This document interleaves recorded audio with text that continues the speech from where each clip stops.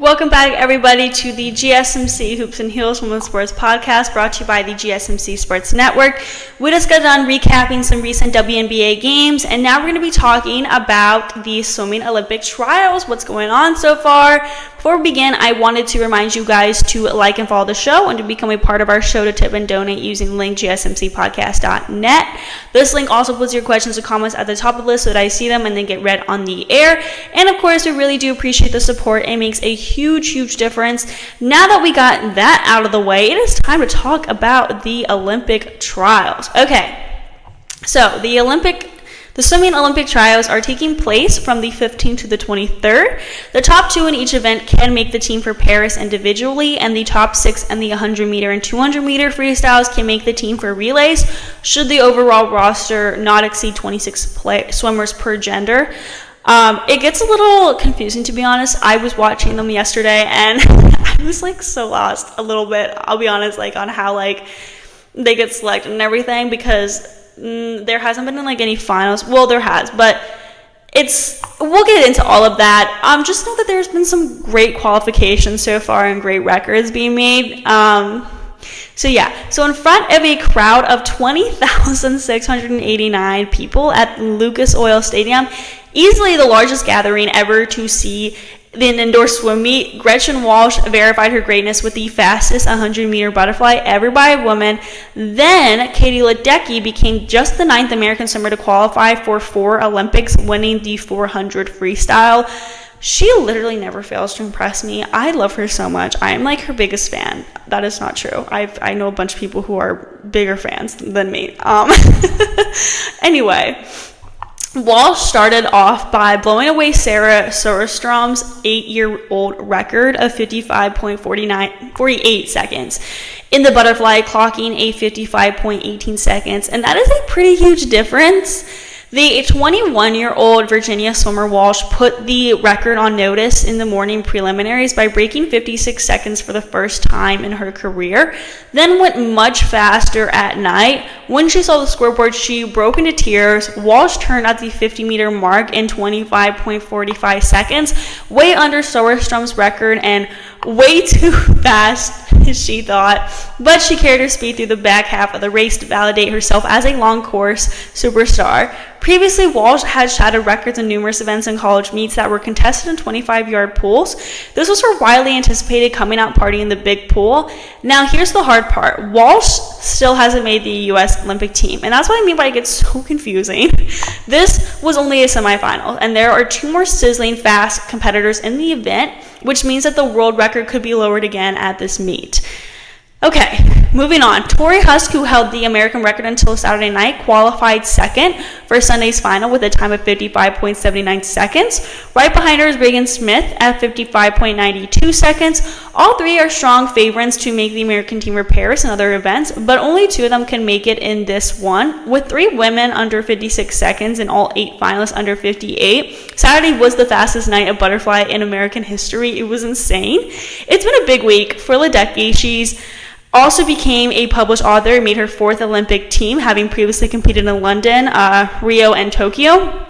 Her winning time of 3 minutes 58.35 seconds was the 6th fastest of her career, and more significantly, it was faster than her time in winning the event at trials in both 2016 and 2021. Or 2020, whatever you want to. It's so confusing because of the pandemic. It's technically in 2021, but we call it the 2020 Olympics. Anyway, she was beaming in post-race interviews, succeeding in never letting these moments get old. Ledecky said, "It's special. I just try to enjoy each moment tonight. I feel like I enjoy this more and more each year. I pride myself on that consistency. I challenge myself to stay consistent. Ever since I made it to London, I never thought I made it here. I didn't dream of that as a young kid. After London, I wanted to prove I wasn't a one-hit wonder, but at the same time, I reminded myself that anything more than that is icing on the cake, cherry on the cake, whatever. That's just the focus I've been able to maintain." Her autobiography, Just Add Water, hit shelves on Wednesday. So she's been having a pretty big week. Saturday night, Ledecky captured the 400-meter freestyle title for the 3rd straight time of trials to punch her ticket to Paris. With much more to come, the greatest distance swimmer in history, owner of 7 Olympic gold medals and 3 silver, should have titles here in the 800 and 1500 freestyles, both events in which she is the world record holder. She also is the top seed in the 200 free as she swims all 3 rounds in that event. Ledecky might opt to post a time during preliminaries that guarantees her spot on the American 800 freestyle relay, but take that race out of her individual program since it could be difficult to earn a medal in that distance. We'll see. Ledecky will face fierce competition in the 400 free in Paris, though, which is going to be super interesting. Australian Ariarne Titmus defeated her in the thrilling 400 duel in 2021 in Tokyo and is the current world record holder. Titmus threw down a 3 minutes 54.44 seconds earlier this month in the Australian Olympic trials, showing that she remains in peak form. Then there was Canadian teenager Summer McIntosh, who held the world record for about 4 months last year before Titmus proclaimed it. McIntosh went under 4 minutes at Canadian trials in April. I'm telling you guys, it's going to be like rough competition, but I do have big hope for Ledecky. Following Saturday night's magnificent performances in the semis, all eyes were on Gretchen Walsh in the final of the women's 100 fly, and she put on a show. Walsh won Sunday night in 55.31 seconds, just off the world record of 55.18 seconds she set Saturday in the semifinals. Through 50 meters, she was faster than in her record race. Torri Huske took the second spot in 55.52 seconds, followed by Smith in 55.62 seconds. Oh, wait, I'm sorry. I think I said Huske did 55.52 seconds and Smith was 55.62 seconds. So 0.1 difference there. Those 3 were nearly 2 seconds ahead of everybody else. Also, Gabrielle Rose at age 46 qualified for semifinals of the 100 breaststroke, lowering her best time to 1 minute 8.43 seconds. She was nearly 30 years older than the youngest swimmer in her heat. She lowered her time again to 1 minute 8.32 seconds in the semifinals and was 10th, not enough to make the cut to 8, unfortunately. Her time would have a bronze medal at the first Olympics Atlanta 1996 when she represented Brazil. She made the U.S. team in Indianapolis in 2000 and finished 7th in the 200 individual medley at Sydney. So she did have her big moments previously. Just 3 events will take place during Monday morning prelims at the 2024 U.S. Olympic trials, with the women's 400 IM 100s back. I'm sorry, I had something in my throat. Sorry, with the women's 400 IM, women's 100 back, and men's 800 free on the schedule. So that was this morning. I was like thinking about it in the future, and I realized that today was Monday. I was like, wait, that's not. Anyway, Katie Grimes, the first athlete to qualify for Team USA in Paris after winning bronze in the women's 10 km at last summer's World Championships, headlines the 400 IM as the double world silver medalist, having placed in the runner-up position behind Canada's Summer McIntosh in both 2022 and 2023. Grimes has looked solid thus far in Indianapolis, advancing through the final of the women's 200 free, which will take place tonight. She also made the 400 free final, but scratched that out, unfortunately, so we will not be watching her there. Regan Smith lowered her American record down to 57.51 seconds less than a month ago and could be taking aim at Kaylee McCowan's Brower record at some point over the next 2 days.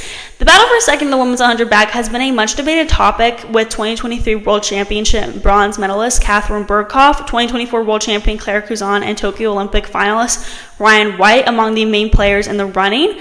Olivia Smoglia, the number 4 seed coming into the meet, was a surprising scratch this morning, making the battle for lanes in the semis and a final a little less crowded. After a massive improvement in the 100 fly, Regan Smith will be on world record watch in the women's 100 back after breaking the American record last month. And Emma Wayant made her move on the breaststroke leg in the final heat of the 400 IM, overtaking Katie Grimes and holding her off to claim the top seed into last night's final in 4 minutes 38.96 seconds. The performance of Wyatt inches under her season best time by 4 100s, having clocked 4 minutes 39 seconds at the Atlanta Classic last month. The 22-year-old is the reigning Olympic silver medalist in this event, having set her personal best at 4 minutes 32.76 seconds in that Tokyo final. Grimes looked comfortable en route to claim the second seed for the final in 4 minutes 39.63 seconds. She should have plenty more in the tank tonight, having been as fast as 4 minutes 32.76 seconds this year. And the top 3 spots heading tonight come out of that final heat as Alto Swim Club's Lucy Bell knocked nearly a second off her personal best in 4 minutes 40.79 seconds to advance in third. And then Team Greenfield's Lily Lila Bogner topped reigning world junior champion Leah Hayes in the first circle seeded heat, with Bogner clocking 4 minutes 41.14 seconds for 4th overall. Bogner's swim was just shy of her lifetime best, 4 minutes 40.97 seconds set last summer, while Hayes won 4 minutes 42.97 seconds after setting a personal best of 4 minutes 36.84 seconds at World Juniors. Age group standout Audrey DeVeros has been a big swim out of an outside lane in Heat 3, dropping over 4 seconds to finish in a time of 4 minutes 45.23 seconds and move up to number 7 all-time in the girls 13 to 14 age group. The 14-year-old who came into the meet with a lifetime best of 4 minutes 49.32 seconds that last summer ended up cracking the final in 8th. Notably missing the final was Carmel Kayla Hahn, who was coming off a very impressive 4th place finish in the 400 free. Hahn, who's 16, owns a personal best of 4 minutes and 42.32 seconds, but only mustered a time of 4 minutes 47.71 seconds to finish 10th. Regan Smith asserted herself in the final heat of the women's 100 back, responding to Catherine Burkhoff's blistering swim in the previous heat by adding another sub-58 to her resume.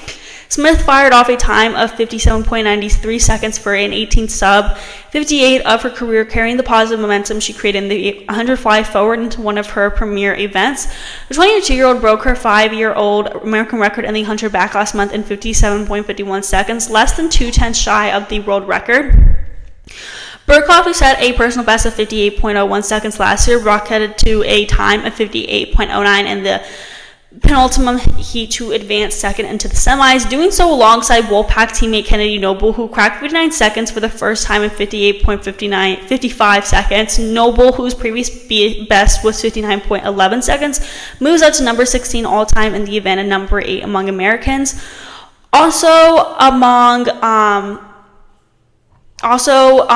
Going sub 59 for the first time was Tennessee Josephine Fuller, who improved her lifetime best by nearly 9/10 of a second, 59.69 to 58.80 to qualify 4th in the semis.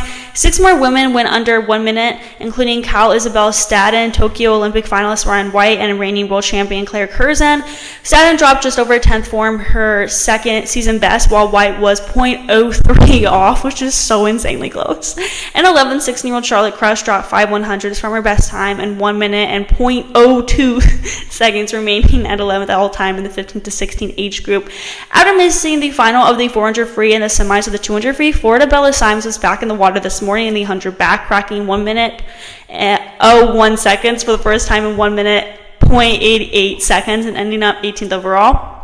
So we're now going to move on to the next segment, where we're going to talk about some NWSL updates with Courtney Vine, possible legal action with the Chicago Red Stars, and a new Cincinnati team. Before we get into all of that, we're going to be taking a very short break, so I will see you guys all very soon.